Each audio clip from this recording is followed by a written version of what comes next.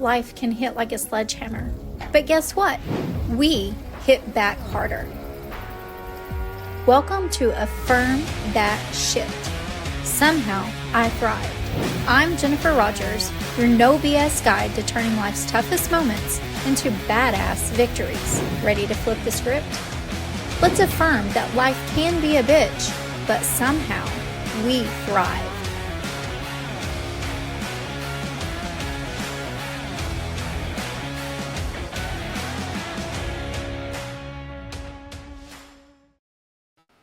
Good morning and Merry Christmas to you. Do we have a special gift for you today? Today on Affirm That Shit, instead of a solo guest, we have a panel for you. A panel made of dynamic women. Women who have gone through some shit in life and women who have overcome that shit. They're here to share their grief story, their journey, and how they're navigating life after loss during the holidays. We've all lost someone. We've all lost something, but we all grieve differently. And today we're going to hear from those who can help pour into us from their shit story. If this is your first time tuning in to Affirm That Shit, welcome. And as you may have heard, SHIT stands for Somehow I Thrived. We start each episode with affirmations, and today is no different. Grief holds a space in and of its own, and we're going to honor that today. So I'm going to ask you to take just a moment to get present in your body and to repeat these affirmations with me. Once we do that, we'll begin to hear our beautiful guest of the day. If you're in a space where you can relax and close your eyes, I invite you to do so now. If you're not yet there, hit the subscribe button, the download button, and come back to this episode. It's one you'll want to hear again and again. I'm going to ask you to start now. Just sit comfortably, close your eyes, and take a deep breath in. And slowly let it out.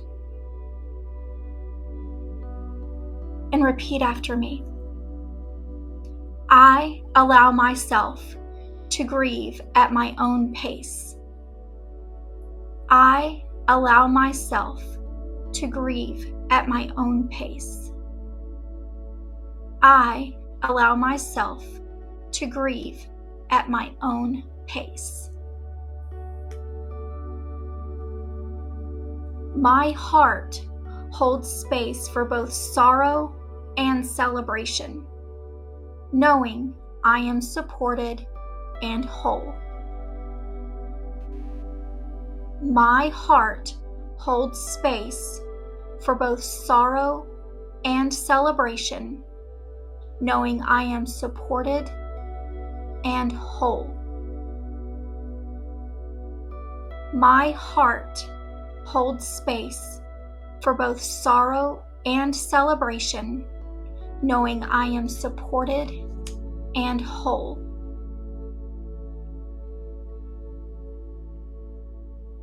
I give myself permission to grieve, remember, and celebrate in ways that feel true to me. I give myself permission to grieve, remember, and celebrate in ways that feel true to me. I give myself permission to grieve, remember, and celebrate in ways that feel true to me. One more deep breath in and let it out. We'll take a short break and we'll come back and join our panelist. Imagine a space where you let go, where the clamor of the world quiets and you meet your truest self. At Yukio, Through sound vibrations, Reiki, and the wisdom of tarot, we help you release what no longer serves you, align with your energy, and renew your spirit. Begin your journey back to yourself today.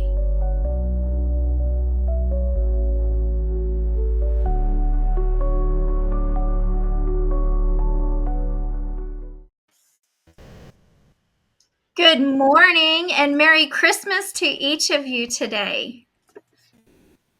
Hello. Merry Christmas, Good everybody. morning. Good morning. Morning. Good morning. Happy holidays. Thank you. Thank you all for being a guest with us today. For those that may be listening or those that may be watching on our channel, I really appreciate each of you spending your morning with us a little bit. We're just going to start off in a round robin style.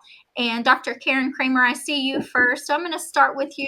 Would you tell us a little bit about yourself and your grief journey, please? Sure. Thank you, Jennifer. So, I'm Dr. Karen Kramer with over 30 years in leadership development, coaching, and hypnotherapy, working with over tens of thousands of individuals globally. That's a little bit about my background. But here, my journey started in regards to grief, started 12 years ago when I had one of those days where I just lost it. To summarize, it was a day I put my beloved cat to sleep. But beyond that, it was when I started into the grief process just a month after putting my beloved father to sleep. So that started my journey and why I've been focusing on grief and grief recovery and resilience, navigating resilience over the last 12 years, actually. But here for me now, here almost 3 years ago, my brother passed away. The day afterwards, my beloved 97-and-a-half-year mother said, I'm not sure. I'm ready to pass on. Had that conversation with her, and within 2 weeks, she passed away. So really that gave me an opportunity then to explore that work that I do with my other clients to do with myself. And I'm sitting here now as of this recording, going into my third set of holidays here with the recent passing over the last 3 years of my brother and my mother. So that's a brief introduction as to who I am. My focus is on healthy grief. How do you process through grief and do it healthfully so it doesn't settle in the body? Thank you, Jennifer. Oh, thank you. Thank you for being here today in 3 seasons. Maria, coming on over to you, sister. How about you? Well, thank you. So glad to be here. Yes, so my journey started 15 years ago when my son passed away, and 6 months later, my dad. But it was really when my son passed away that all of a sudden grief just hit me unexpectedly. He had had 11 years of cancer, so we were on that cancer journey, which, in hindsight seemed so much easier than the grief journey. And so my message is, of course, about how grief coexists with love. And it's through my own journey of living 10 years in limbo in a blur that I became a grief educator and am passionate about changing how we talk about grief and supporting women living with deep loss feel seen, understood, and acknowledged, because you don't need to be fixed because there's nothing to be broken. It's about grief and love coexisting and moving forward in life so that way we can thrive. Oh, beautiful. Thank you. Christa. Thank you, Jennifer. First of all, I want to thank you for having me on, and thank you for all your listeners for taking the time to sit and watch the show or listen to the show. And I really, really appreciate it because I think the messages you will be receiving from each of us may hit home. So again, my name is Christa. I come from Canada, Ontario, and I'm a best-selling author of Skip the Pain, Experience the Pleasure, where I describe my grief process as well as other things and how to go from a place of pain to a place of passion and purpose again. I do some energy work, and a little bit about my story is my husband passed away after only knowing for 2 weeks that he had leukemia. And I had the honor and the privilege of being able to hold him as he transitioned from this world to the next. actually a year ago, a year and a half ago, I also lost one of my best friends. And that also brought a lot of the grief that I didn't realize I didn't process from before. And another area of grief that I want to bring up is grief of identity. I have a chronic illness and I was not able to carry out my job the way I was doing before. So I had to leave it. So I thought my identity was connected to my name badge, and it wasn't. So that's a little bit about me, a little bit about my grief story. Thank you. Miss Lynn. Well, good morning again, ladies, and I feel so privileged to be in the Zoom room with you all this morning, or in the studio rather, with you all this morning. I My grief journey started 5 years ago, a little over 5 years ago, when my son, my one and only child, passed away as the result of suicide. And shortly after his death, I made the declaration to myself that um, that burden, if you will, would be with me for the rest of my life, but I was not going to allow it to consume me, that I was going to continue to live a meaningful and impactful life, and actually not just live, but to thrive in the aftermath of what had happened in my life. And so I've been able to do that. Prior to becoming a part of the grief work community, I had recently retired um, from being involved in the automobile claims industry for almost 40 years. And I am also an author, a with an anthology, as well as I just published rather, my solo project this year, summer of 2024, and it's a journal slash memory book geared toward those who have experienced suicide.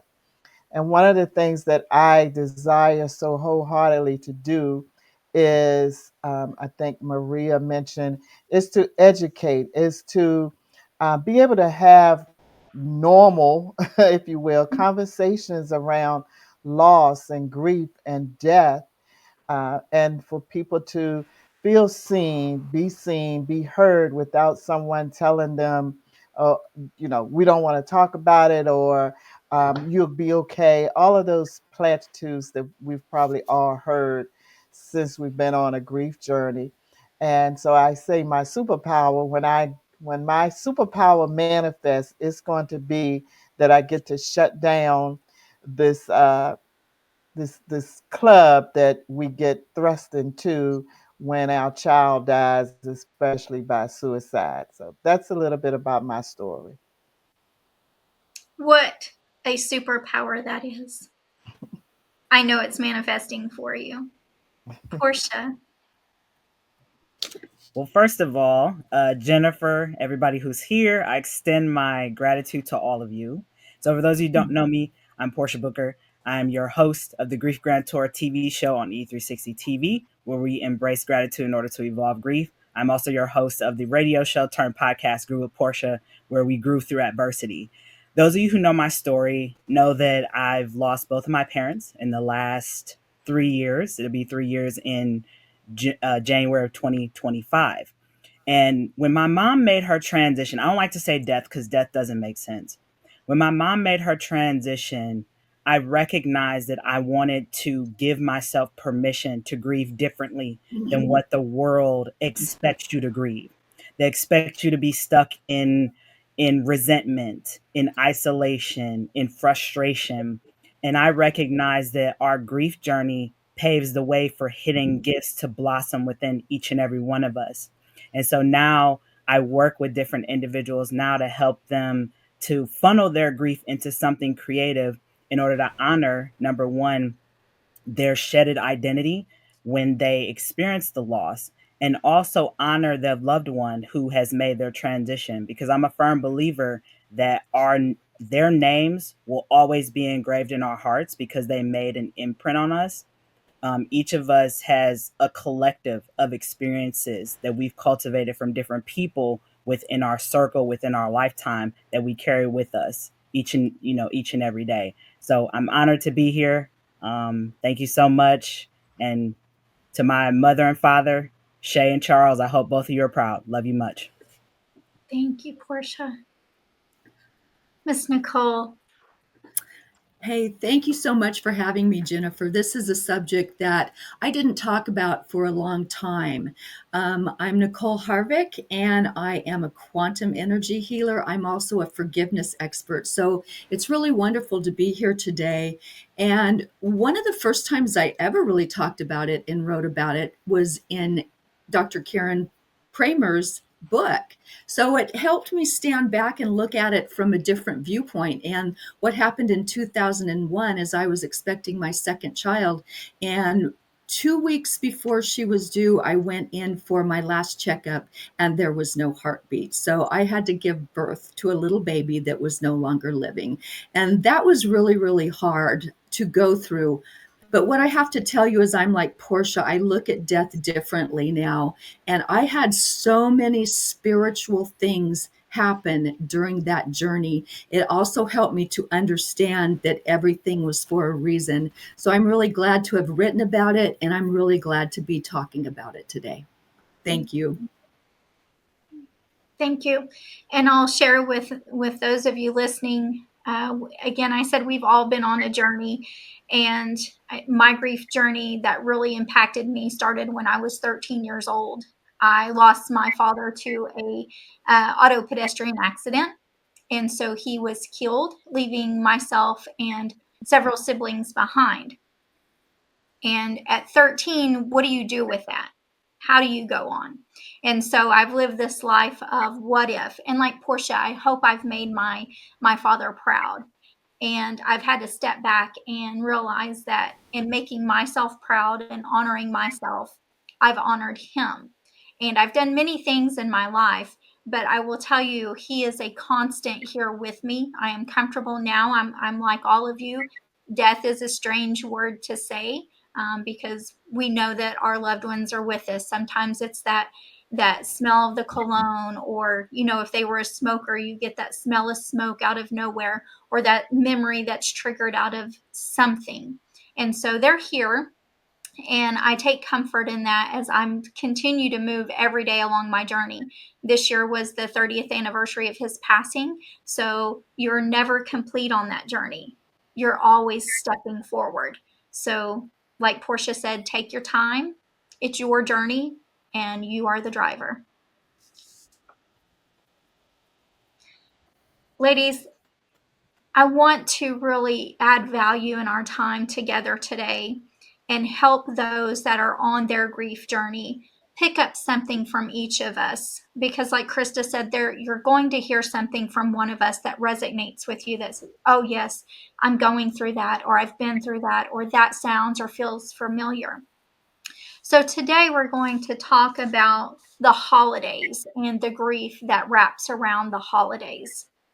And I ask you to take your time in answering. I know some of these questions can be heartfelt, and just know that this is a safe space for you to honor your loved ones. Please say their name. It's important that we give them love. And so when you're speaking, please share what you're comfortable with. So I'm going to start the first question off, and you just feel free to jump in. It's not structured in any way at all other than the introductions. But the first question I have is, what is one tradition that you've kept? And what is one tradition that you've changed? I have no problem starting off. So it does go with the holidays. One tradition that I have kept is when me and my husband Rob, we had a little boy, Adrian, and we would go down and actually cut down our Christmas tree, not just go to the store and pick one up. So it wasn't really about the Christmas tree. It was about bonding and spending time and finding the perfect one. And of course, going for hot chocolate and cookies after. So those memories of not only having the tree, but the time together is something that has imprinted in my heart. And one thing that I have changed, this has to do with my friend Jeannie, who passed away a little over a year ago, is on New Year's, we used to always go get together. And a lot of times we would go to one of those big halls, those fancy halls that had dinners and buffets. And now we've taken the time to make it smaller. We gather with friends and family in our home or someone else's home. We play games, we laugh, we let the kids come over, and we experience joy again. And then at New Year's, at the strike of midnight, we have a cheers to both Rob and Jeannie every single year. I love that. Thank you, Christa. I'll go next along those lines. Thank you, Christa, for kicking it off. I do want to say, based on research, is that usually the first year going into the holidays after a loss, you're usually in a blur and numb. It's the second holiday, and again, I'm talking about research, it's the second holiday that tends to hit us the hardest because the numbness has worn off. And usually by that time, the support we had around the first holidays that know we're going through after that loss, they're usually no longer there, or not. It's not really recognizing it's the that we're still going through that process. So typically it's the second holidays that are the hardest. Again, that's research that's there. So knowing that pattern also, I think, helps us when we're thinking about what are traditions. For me, and I appreciate Christa kicking it off, cutting down that tree. For me, it was lights. I remember my mom talking about how I was at 2 or 3 years old going down to Mexico. I live in San Diego. So going down to Mexico, and I used to just jump up and down and get all excited about yites, yites, yites is what I call them. So setting up the Christmas tree the day after Thanksgiving has always been a tradition, and I kept that. Even if it was just me pulling out the tree and setting up the Christmas tree, that was just something that was a tradition that I kept. One thing that I changed, and actually now I'm going into the third season of holidays, as I mentioned before, is for Thanksgiving and Christmas specifically, because for me, my brother Gene and my mother Laura, that was the last two holidays that we had together. I remember the last holiday sitting next to my brother and sort of in this denial that, of course he's going to be there forever. And then about a week after Thanksgiving, he started to go downhill. Our Christmas was very, very small that Christmas 3 years ago, knowing he was in the last of his life. So that Thanksgiving and Christmas were just 3 years ago, was just jumbled, right? So coming into these holidays, there was still that residue of that memory over the last 2 years. Now it's shifted. So one of the things that I've done, both Thanksgiving and Christmas these last 2 years, less this year because I've been moving forward, as Jennifer mentioned, but I just sat in my PJs that day and I just sent happy holidays, happy Thanksgiving, happy Christmas messages to whoever by Facebook Messenger, by text message. And my intention was to sit there and just give holiday messages out with no expectation of return. But what happened in doing that is I was getting a lot of love in return. People who didn't even know what I was going through were just providing me holiday wishes. And it just fed me in such a profound way, especially during those first two seasons after the passing of my brother and my mother. And so I've continued to do that. This year, a little less because I've gotten a little bit back into the groove of the holidays, being my third season of holidays. But it's something that I value around just giving out love and holidays and having that return and filling my own heart and soul. So that's a tradition I plan on keeping. I love it. Give without expectation. Thank you, Dr. Karen. I'll go next. One tradition that I've kept, my family was big on cooking. I mean, my great grandmother was from Texas. So, that good old Southern cooking with the collard greens, of course, sometimes chitlins. God, I'm glad that's over with. But I've kept, y'all know what I'm talking about. And I'm just grateful that I stayed in the kitchen and observed my great grandmother and my mom cooking those things. So now, even though Ooh, I can already feel it. Even though now both of them have transitioned, my great grandmother Nanny and my mom Shay, I can still feel their presence in the kitchen as I'm prepping the collard greens or the candy yams or whatever meat I'm making for the holiday season. And sometimes it really hits me. It really hits me because I wish that they could see and be in the kitchen. We can laugh and listen to music and all the things. But I know that I'm grateful for being able to hold those traditions of their footprints being here on earth through the food that I can make from them. One thing that I've changed in the last couple of years, actually, my mother hasn't been present for the holidays for a couple of years, even before she transitioned, because she was very ill. So most of the time she was in the hospital on Thanksgiving or on Christmas. And so it was dark here. The house was quiet. You could literally hear a pin drop in this entire big house. And so sometimes, kind of like what Dr. Karen mentioned, I let myself just sit and take in the silence, let myself feel the sorrow. But at the same time, I find gratitude in that silent time. I find gratitude in what presently is. I find gratitude for the people who have come into my life, that even though my parents have transitioned and some of my other loved ones, that love energy is still heavily present. And so the beautiful part is the God that we serve keeps that communication line open, where we attract people who are similar on that same frequency. And so I'm forever grateful for these people who have stayed in my circle through my parents' transition, through my great grandmother. And so moving forward, I've been working to try to change my holiday tradition, because I knew after my mom transitioned, I didn't want the same holiday empty feeling, the same, oh, it's about the perfect gift. Oh, it's the thought that counts.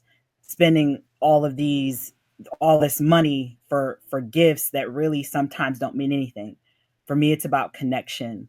For me, it's about reflection and also finding gratitude in the present moment, and the opportunity to choose how I honor my grief during the holiday season. Thank you. I'll go next.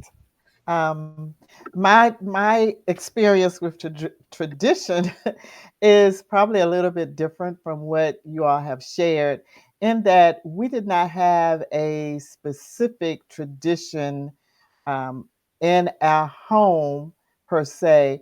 My son was my husband and my only child, and he grew up just getting up, say for instance on Christmas morning.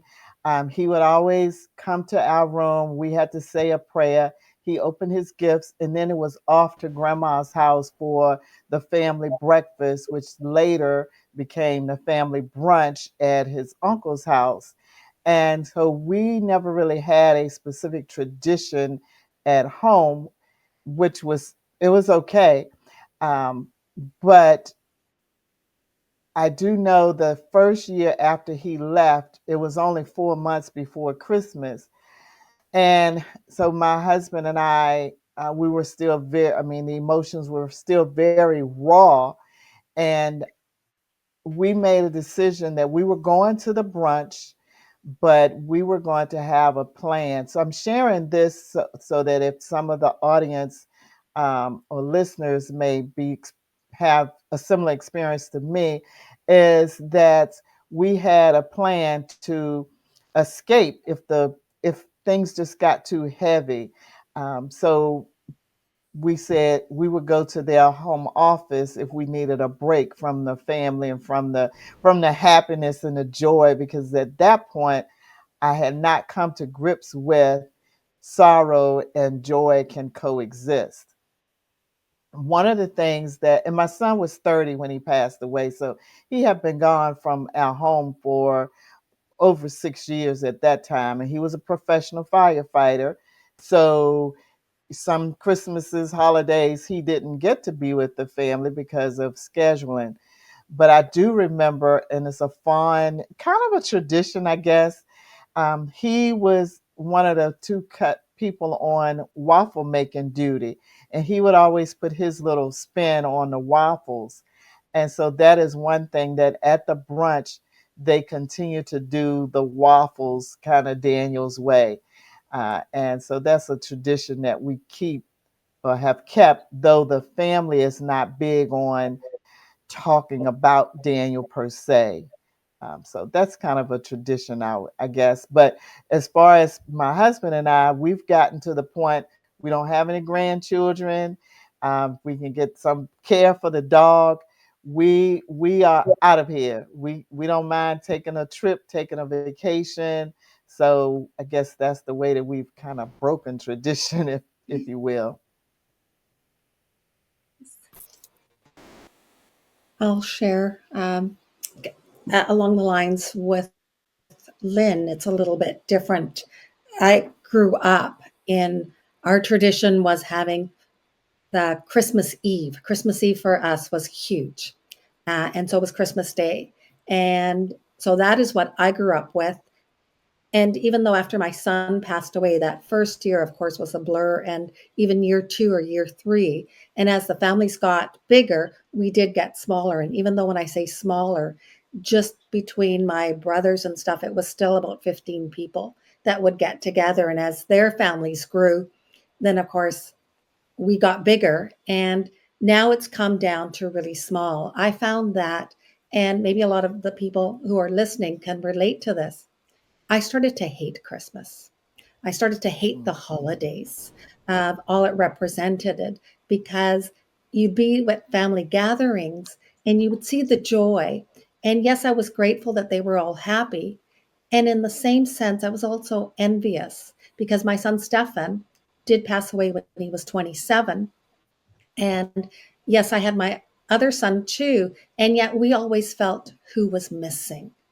And it just seemed that as the years progressed, everyone else forgot about Stefan except for us. And so it was really discouraging in some sense. And so what I've changed or what I focused more on is about the faith, about what the holidays mean more faith wise. And so we just make it just a day. Like I still celebrate with my mom because she's by herself after my dad passed away.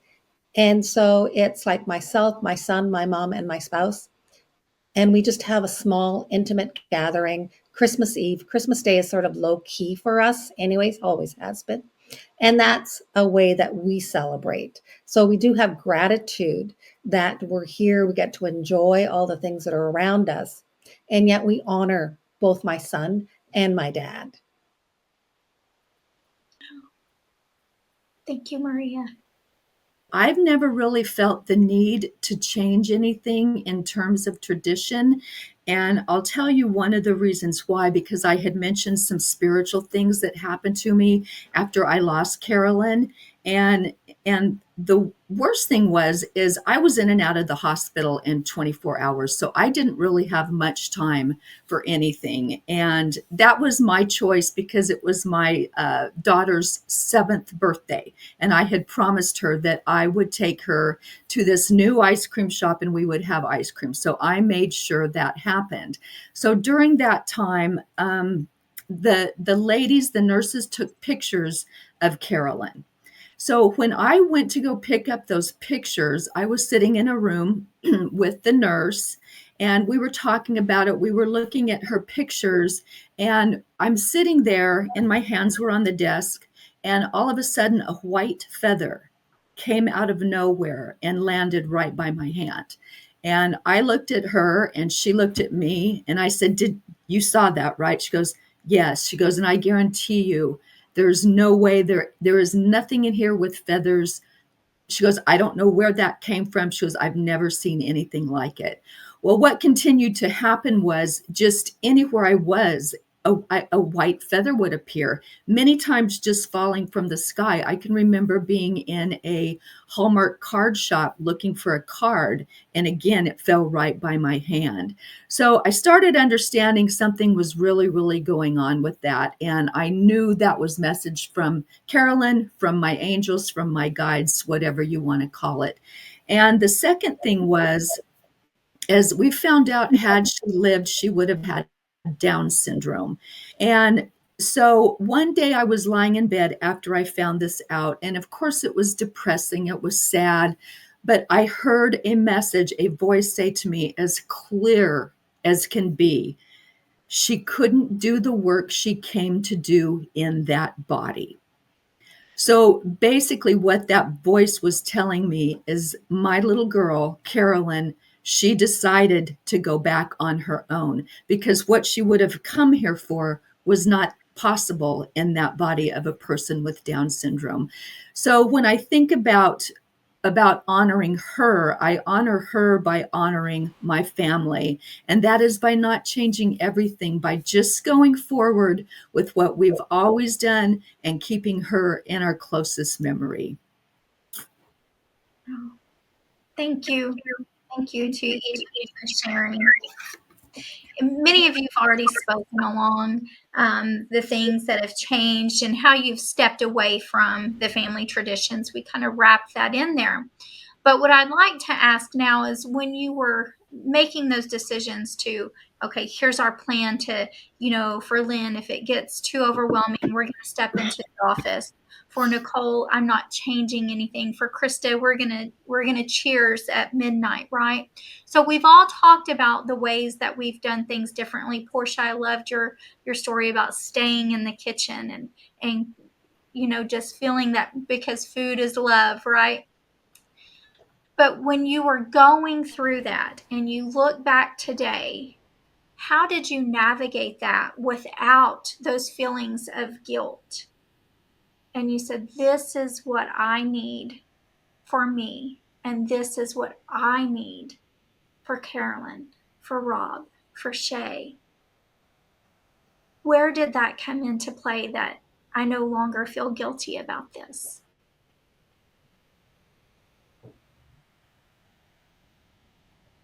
Jennifer, are you asking what now in later years, how we feel about the decision we made? Yes, if you Okay. recall in that moment, for some of us, for me, it was 30 years ago. I don't know what I felt as a little girl. So I don't know what guilt I may have gone through, right? But for you, you are women who have suffered and gone through, and maybe suffered's not the right word because Nicole is very aware that her daughter chose a different path, but you went through this experience. So where was that guilt then? And how did you release it to no longer have it? I will say if I want to use the word guilt, the thought of us to take leave if he and I if Keith and I felt like the that we would get upset, the guilt would have been around us having a meltdown and upsetting the rest of the family. Fast forward to today, I don't care. If I have a meltdown in the middle of the mall, in the middle of the family dinner, whatever it is. So I've released that I've got to protect other people. So that I think that kind of answers your question. And that's what I tell other people. It's up to you. If you want to take leave or have a plan, I encourage people having a plan. Um, but make it about you. Make it about that's what I want to do versus trying to protect other people. Lynn, you answered it beautifully. Yes. Yes, because probably like most of you, bereavement leave in the workplace is 3 to 5 days, right? And that doesn't even start the journey of being able to grieve and what we need to do. So recognizing that it's okay if I have this breakdown. It's okay if I have it in the mall, like you say. It's okay if I have it at my desk. I can do that because it's for me. It's not for anyone else. It's for me. I'll go. I think for me, the biggest thing with the guilt feeling, because my grief is so recent with both of my parents, one of the things that I recognize when I start feeling that guilt hold, that guilt imprisonment, is I really start to ask myself, is it true? Is this guilt feeling real? Where is this guilt coming from? And then oftentimes what I do is I reach out to my circle of support, because that has been the crucial piece of me working through my grief the way that I have, is my support system. And when I really feel guilty about certain things, like for example, my mom's birthday is coming up on January 16th. She'll be 72. She would have been 72 physically here. When I really start to feel that, sometimes I let myself sit in it, because there's a reason why it's coming up. It comes up in seasons. It's not every day. It's not every time. I recognize that it really stems up when I'm ready to have a new experience that I wish that my mother, Shay, or my father, Charles, could be present for. And the other thing too is recognizing the guilt that other people tend to place on you as a result of their unresolved grief. For example, my family is not always able to hold space. And I'm going to put it transparently. They're not able to hold space for me to talk about my mom. Right. And so sometimes when I want to bring her up in conversation with them, I refrain from it. I refrain from it because I know where they're at in their grief, and I know they can't hold space. And at the same time, I know where to go to have conversations about my mom, to have conversations about my dad, to help me release some of the guilt of my family dynamics being broken down as a result of the matriarch passing away. So, in short, the biggest thing for me to help, in a sense, ease that grief, that guilt, imprisonment, is my circle of people. They're crucial. They know who they are. Appreciate each and every one of you, but that has been my way of navigating the guilt hold, if you want to call it. Wow, I can jump right off of that. So when Robert died, we had a son, Adrian, who was younger. He was about 4.5 years old, and I thought I needed to be both parents, and I wanted to be strong. So in front of him, I would act like the strong mom, taking on the dad role as well, trying to hide really my emotions. And what I found out is as I grew up and as he grew up, that wasn't serving me well. Looking at my support system, they were also grieving as well. So I started at first having a little bit of resentment when I wanted to talk or I started tearing up. And it never occurred to me that they were grieving as well. So I want to give a shout out to an amazing lady who came into my life. Her name is Deb. She lives about 2 hours away. Now, she also knew me and Rob very, very, very well. Having said that, because she was outside of my everyday cycle, she was asked me, would you like to come out for a weekend? Would you like to come and spend some time? We'll go into the city and watch a play or do something like that and have fun, because I felt guilty having fun. But once I realized that it's okay, Rob wanted me to continue living. He wanted me to continue having fun. That's when it really started to click. So, yes, for me, it was definitely stepping outside of my circle, honoring that they were grieving as well, and finding that person. And now I have a whole group of people who can support me during these tough times. So, yes, it's been a journey. And I will go next on that one. I'm loving how many of our stories are connecting together on that. Especially thank you again, Christa, for your story. Portia as well, jumping in there. I'm going to quote my mom, and let me clarify as I'm quoting her. One, she transitioned at 97 and a half years young, and she never cussed. So since this is part of the title, I am going to share it this way. My mom's quote is, "Guilt is shit." So part of this, I've grown up and like, okay, if I'm going to have any guilt, as Portia mentioned, like, how is that showing up for me? So I released the guilt. So it's showing up, I released it. I realized that's not something that I'm going to hold on to. And it's something I think that even Lynn mentioned here around being able to be transparent. The subtitle to my book, Healthy Grief, is about normalizing and navigating loss in a culture of toxic positivity.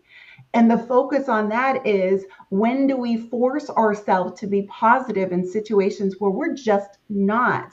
And how does that settle in our body? Again, that's my main focus here. And I'm going to get to my story in just a bit, but I think it's important, when, especially Jennifer bringing up the word guilt.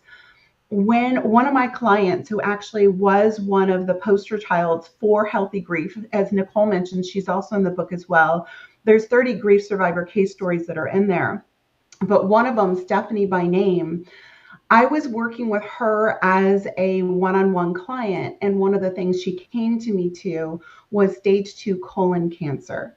And part of the work that I identified was what turned into her cancer was because she had been holding on to the guilt of not being able to save her husband, who had passed away 5 years before. So I want to put that out there around, just since my focus is around healthfully grieving, where do we hold on to guilt where it may then settle in the body in many different ways? So I wanted to put that out there. Thank you, Jennifer, for bringing that up around guilt, is recognizing how does it show up for us.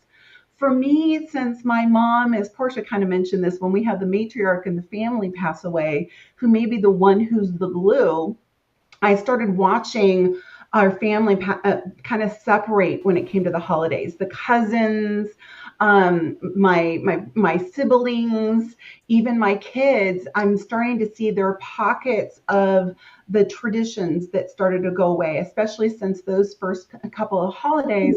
I just was not in the mood for having the big family get-togethers, and I was okay with that. And what happened is they then started having their smaller pockets of little holiday celebrations. So there was a little part of me in the beginning that felt guilty because I was not taking on that matriarchal part about all of us coming together. And I'm like, I'm just not in the mood. I'm going to let that go. And how beautiful it is. So turning it around into a positive, how beautiful is it that others have taken on and created their own traditions? My kids, my adult kids, my cousins, my siblings in their own way, and that is carried on, and we come together as a family when we want to, and we've then chosen to just have our small little pockets of holidays. And for me, I've settled into, and that's okay. And that's okay. One of the things that Eckhart Tolle mentions is that the opposite of death is not life. The opposite of death is birth. And when we have a transition in our life, a passing, a death in our life, it's birthing those new opportunities, those new traditions, and those new beginnings, thinking about life differently. So my encouragement is to identify where guilt does show up. Guilt is shit, is also being able to transition out of that and create whatever it is that you need for yourself. Powerful words. Powerful words. Yes, Maria.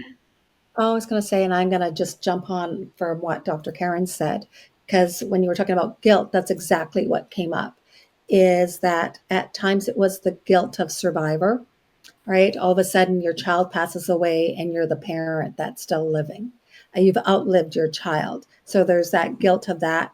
And the guilt also came up about questioning my identity as a mother. Was I a good mom? I mean, in actual fact, and Portia said it, you have to look at, is it true?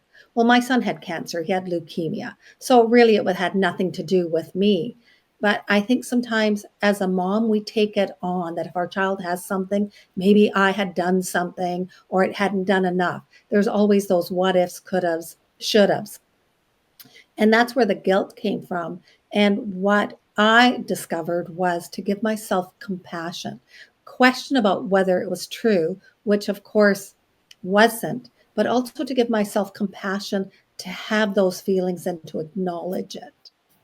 And that's part, I think, sometimes when we're looking at guilt, is how do we release it? And we release it by acknowledging it, by becoming aware.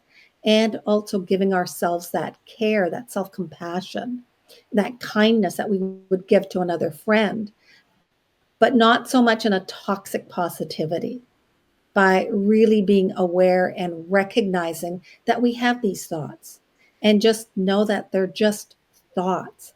They doesn't mean anything one way or another, because thoughts and feelings really have no meaning unless we give it that meaning.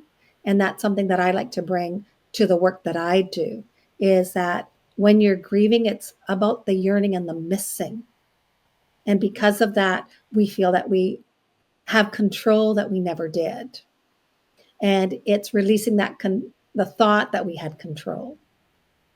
And sometimes when we do that, guilt slowly releases itself and dissociates itself. So that way we can thrive. And I like how you said, so that way we can, affirm that shit that doesn't really um, do us any good, right? It doesn't benefit us.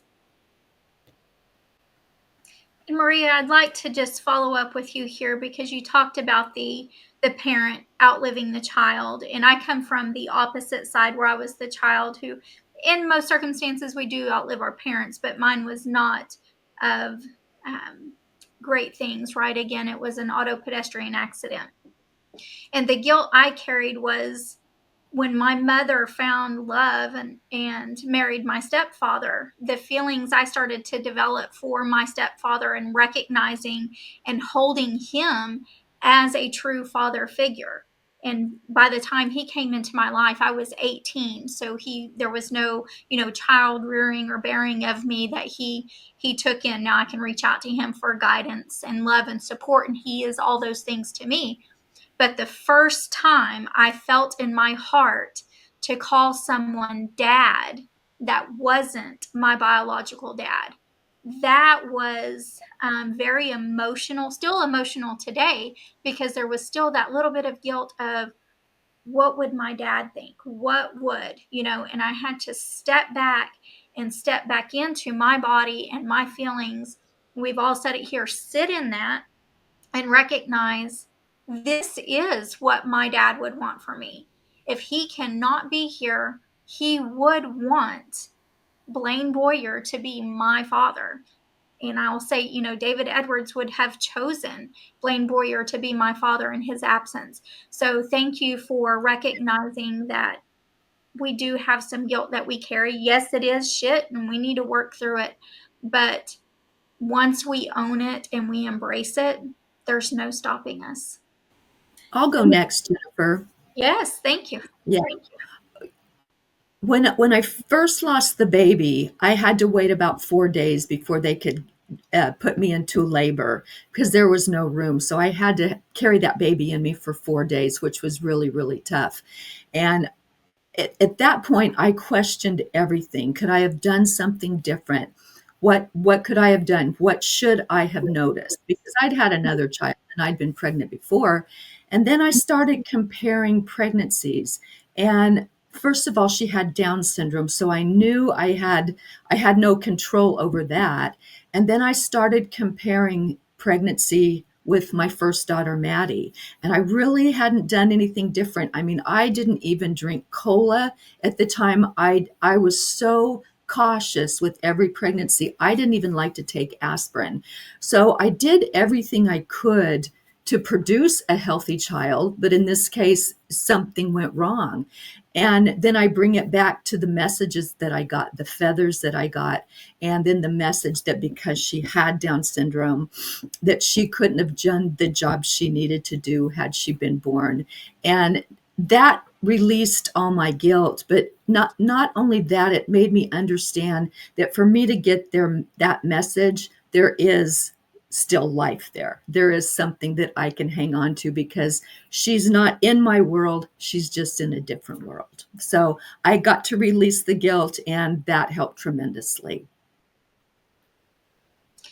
Thank you, ladies, for sharing. As we wrap up our discussion today around grief, I'm going to open this for just a final thought that any of you may want to share with our listeners or viewers.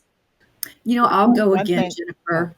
Yeah. Oh, I just view death differently than a lot of people because my dad is 86 now, and I've been talking with him a lot about it. And he asked me, says, "What do you think happens?"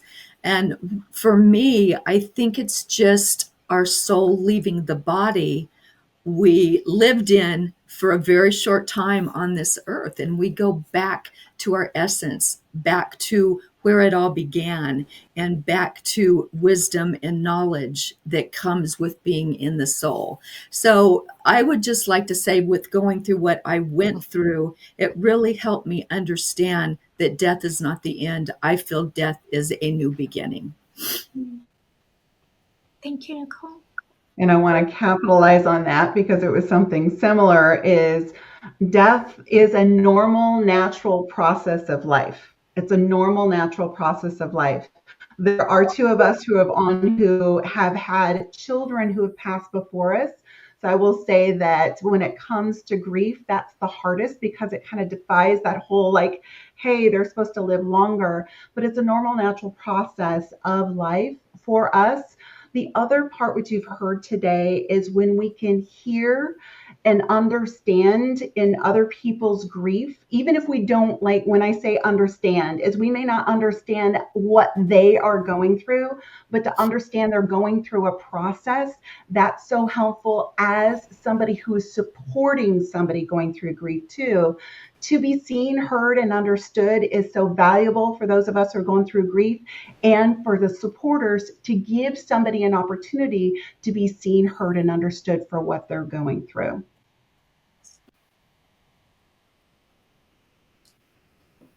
The words that I would share, two things came to mind, and I always speak from my personal experience, but to say to the listening audience who've been so gracious to listen thus far to this show is anticipation.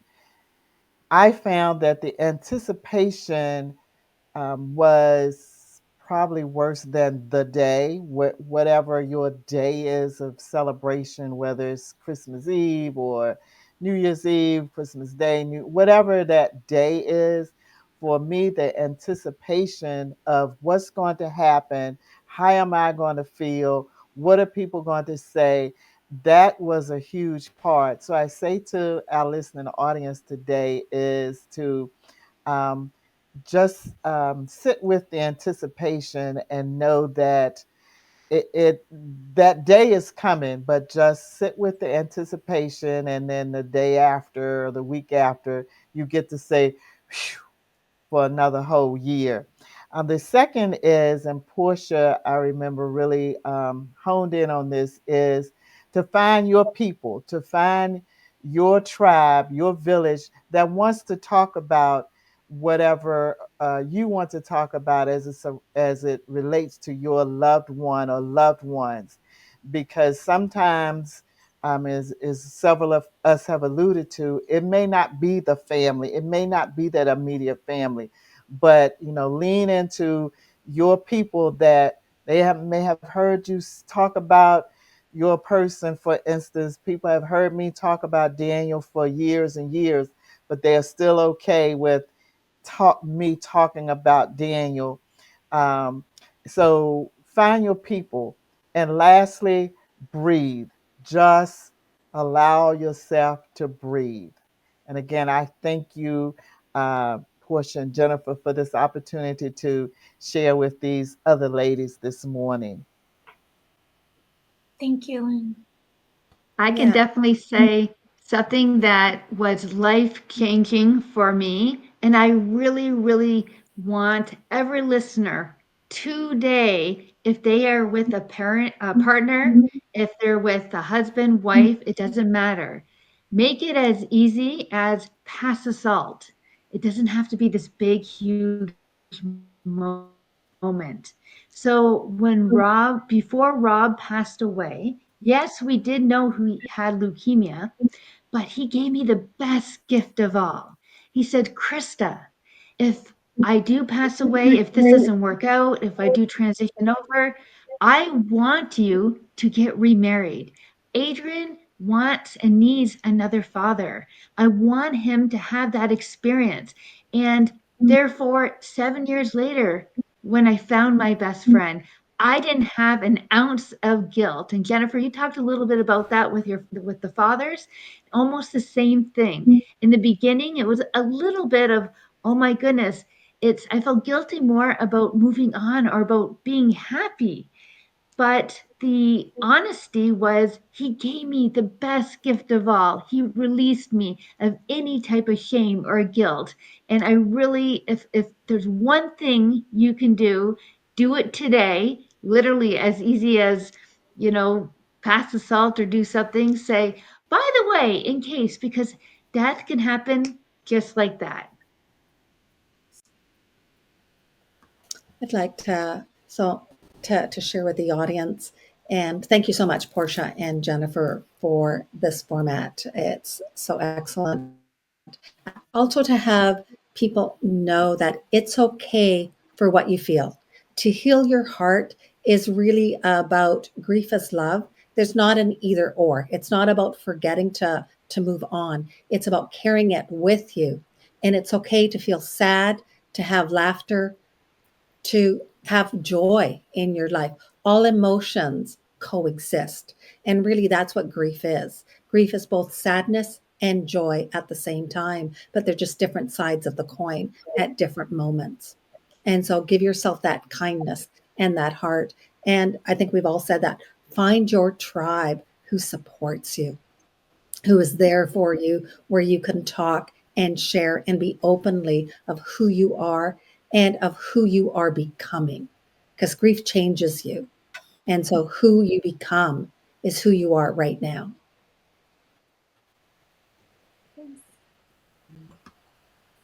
I guess I'll finish us off. First of all, again, Jennifer, thank you so much for hosting this and having this holiday conversation, because I know there's so many people who are out there that this may be their first holiday without their loved one, with a tradition being broken, with them maybe being alone. And I just want to say to each person out there, when you adopt an attitude of gratitude, nothing is truly lost.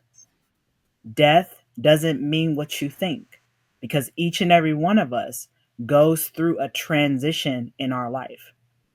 And remember to hold your loved one close to you, because they're always around you, right? And in the beginning, it may not seem as such, but just remember to always keep their memory alive through what you do and keep going, because it may not be the same every single day. But I think, as everyone has alluded here today, give yourself permission to grieve in your own unique way. Grief, in my eyes, stands for gratitude, reinvention, intention, empowerment, and forgiveness. Thank you guys so much. Thank you. And I just want to take one final moment to thank each of you ladies for being here and sharing again with us today. And for each of the listeners, the viewers, know that you're not alone in this journey. Please reach out to anyone on the panel. We're all here to support you on this journey, and we appreciate you spending your day with us.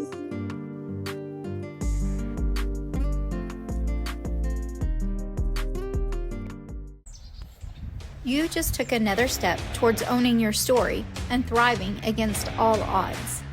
This is Affirm That Sh. Somehow I thrived. If you're ready to keep kicking ass, subscribe now, and let's keep breaking barriers together. Remember, life's a battle, but somehow you'll thrive.